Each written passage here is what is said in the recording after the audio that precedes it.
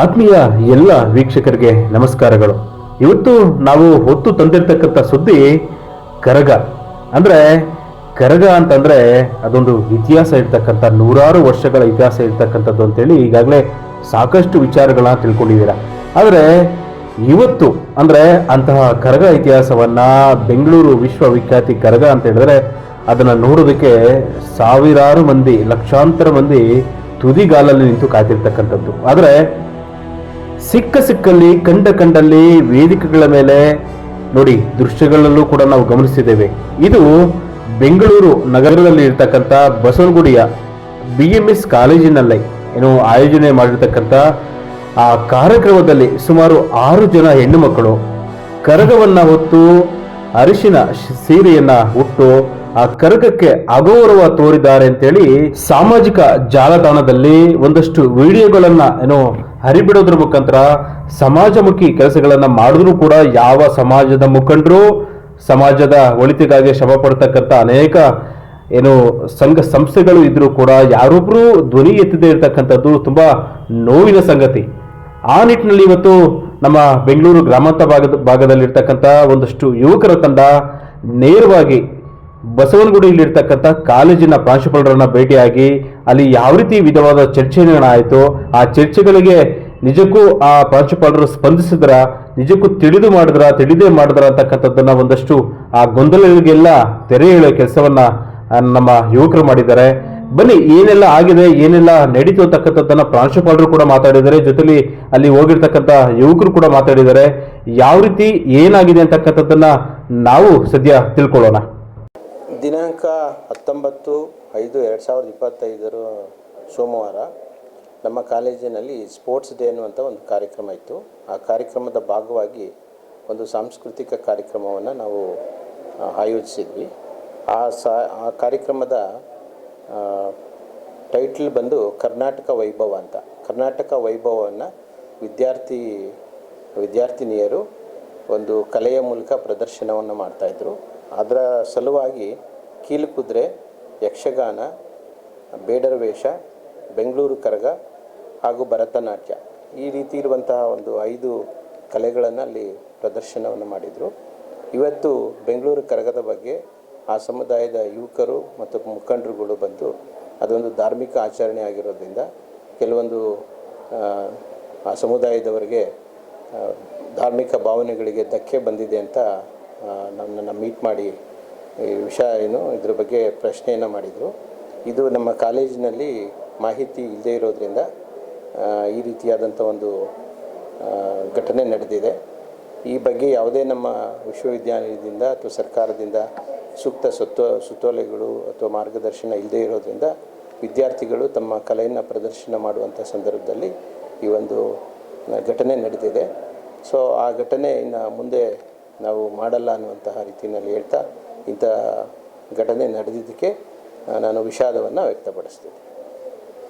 ಕರಗ ಅಂದರೆ ಅದೊಂದು ಹೆಮ್ಮೆ, ಕರಗ ಅಂದರೆ ಅದೊಂದು ಹೆಗ್ಗಳಿಕೆ. ಇಂತಹ ಕರಗ ಆಚರಣೆಯನ್ನು ವನ್ನಿಕುಲ ಕ್ಷತ್ರಿಯ ಸಮಾಜ ಸಾಕಷ್ಟು ಇತಿಹಾಸ ಹೊಂದಿರತಕ್ಕಂಥ ಈ ಸಮಾಜ ಕರಗ ಉತ್ಸವಗಳನ್ನು ಅಲ್ಲಲ್ಲಿ ಅಂದರೆ ಬೆಂಗಳೂರು ವಿಶ್ವವಿಖ್ಯಾತಿ ಕರಗ ಏನು ಮಾಡ್ತಾರೋ ಅಂಥ ವಿಶ್ವವಿಖ್ಯಾತಿ ಕರಗಳನ್ನು ಹಲವು ಪ್ರದೇಶಗಳಲ್ಲಿ ಸೇರಿದಂತೆ ಕೋಲಾರ, ಬೆಂಗಳೂರು ಗ್ರಾಮಾಂತರ ಸೇರಿ ಹಲವು ಕಡೆಯನ್ನು ಪ್ರಖ್ಯಾತಿ ಹೊಂದಿರತಕ್ಕಂಥ ಈ ಕರಗ ಆಚರಣೆಯನ್ನು ಈಗ ಎಲ್ಲಂದ್ರಲ್ಲಿ ಯಾರಂದ್ರವರು ಅಂದರೆ ಒಂದು ದೊಂಬರಾಟದ ರೀತಿ ನಡೀತಿದ್ರು ಕೂಡ ಯಾರೂ ಕೂಡ ಸಮಾಜದ ಮುಖಂಡರು ಅನ್ಸ್ಕೊಂಡಿರ್ತಕ್ಕಂಥವ್ರು ಯಾರೂ ಕೂಡ ಇದ್ರ ಬಗ್ಗೆ ಧ್ವನಿ ಎತ್ತುತ್ತಿಲ್ಲ ಅಂತೇಳಿ ಯುವಕರು ಸೇರಿ ಎಲ್ಲರೂ ಸೇರಿ ಒಂದಷ್ಟೇನು ಆರೋಪನ ಮಾಡ್ತಿರ್ತಕ್ಕಂಥದ್ದು.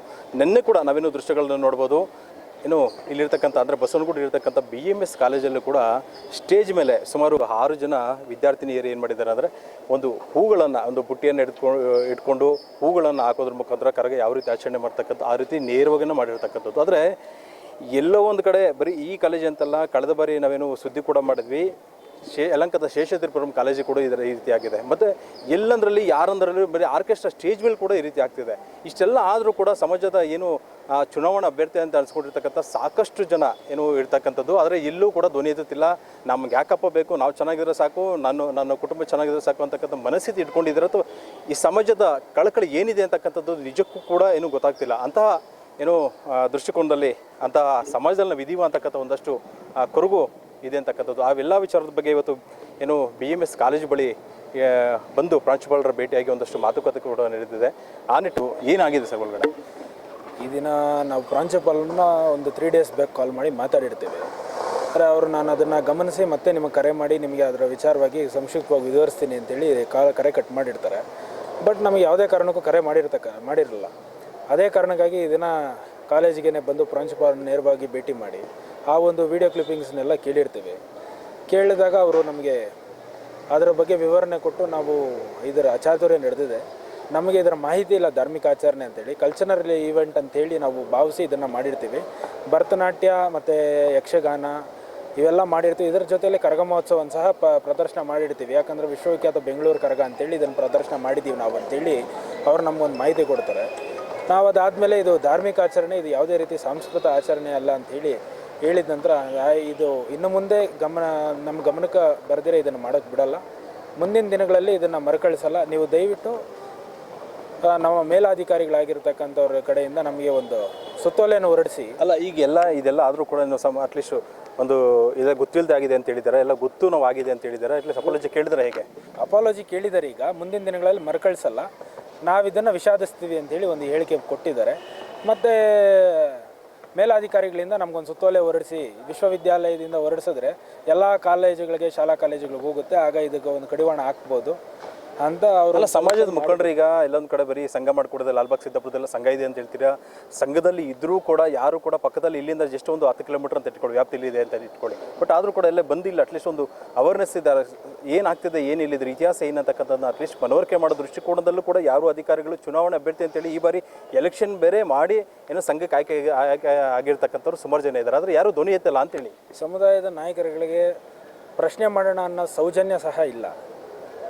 ಇವರು ಸಮುದಾಯದ ಆಚರಣೆಗಳನ್ನೆಲ್ಲ ಕಡೆಗಣಿಸ್ತಾ ಇದ್ದಾರೆ.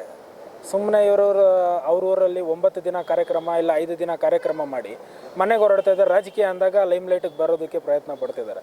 ದಯವಿಟ್ಟು ಸಮುದಾಯದ ಆಚರಣೆಗಳನ್ನೆಲ್ಲ ಉಳಿಸ್ತಕ್ಕಂಥ ಒಂದು ಪ್ರಯತ್ನ ಮಾಡಬೇಕು ಅಂತ ಲಾಸ್ಟ್ ಟೈಮೇ ನಾನು ರಿಕ್ವೆಸ್ಟ್ ಮಾಡಿದ್ದೆ ಶೇಷಾದ್ರಿಪುರಂ ಕಾಲೇಜಲ್ಲಿ. ಆದರೂ ಸಹ ಅದನ್ನು ಎಚ್ಚೆತ್ಕೊಂಡಿಲ್ಲ, ಮನಗಂಡಿಲ್ಲ ಅಂತ ಕಾಣ್ತದೆ. ಇವತ್ತು ಯುವಕರೆಲ್ಲ ಎದ್ದಿದ್ದಾರೆ, ನಾಳೆ ನಿಮ್ಮ ವಿರುದ್ಧ ತಿರುಗಿ ಬೀಳ್ತಕ್ಕಂಥ ಸಮಯನೂ ದೂರ ಇಲ್ಲ. ದಯವಿಟ್ಟು ರಾಜ್ಯದ ನಾಯಕರು ಎಚ್ಚೆತ್ಕೋಬೇಕು. ಇದಕ್ಕೆ ರಾಜ್ಯದ ನಾಯಕರು ಯಾವುದೇ ರೀತಿಯಿಂದ ಇದಕ್ಕೊಂದು ಕಾಮೆಂಟ್ ಹಾಕಿಲ್ಲ, ಇಲ್ಲ ಅಂದರೆ ಅವರು ಸೋಷಿಯಲ್ ಮೀಡಿಯಲ್ಲಿ ಸಹ ಪೋಸ್ಟ್ ಮಾಡಿಲ್ಲ, ಇದ್ರ ಬಗ್ಗೆ ಧ್ವನಿ ಎತ್ತಲಿಲ್ಲ. ಯುವಕರು ಸುಮ್ಮನೆ ಧ್ವನಿ ಎತ್ತಿ ಅವರು ಮೌನವಾಗಿದ್ದಾರೆ ಅಂತ ಹೇಳಿದ್ರೆ ಎಲ್ಲ ಮೌನಂ ಸಮ್ಮತಿ ಲಕ್ಷಣ ಅಂತಂದಾಗಿ ಎಲ್ಲರೂ ಕೂಡ ಯಾರು ಬೇಕಾದ್ರೆ ರಾದಿ ಬೀದಿಲಿ ರೋಡಲ್ಲಿ ಯಾರು ಬೇಕಾ ಮಾಡ್ಬೋದು, ಆಕರ್ಷಗಳು ಮಾಡೋದಕ್ಕೆ ಸ್ಟಾರ್ಟ್ ಮಾಡಿದ್ದಾರೆ. ಇದ್ರ ಬಗ್ಗೆ ಕೂಡ ಎಲ್ಲೂ ಕೂಡ ಧ್ವನಿ ಎತ್ತಲ್ಲ.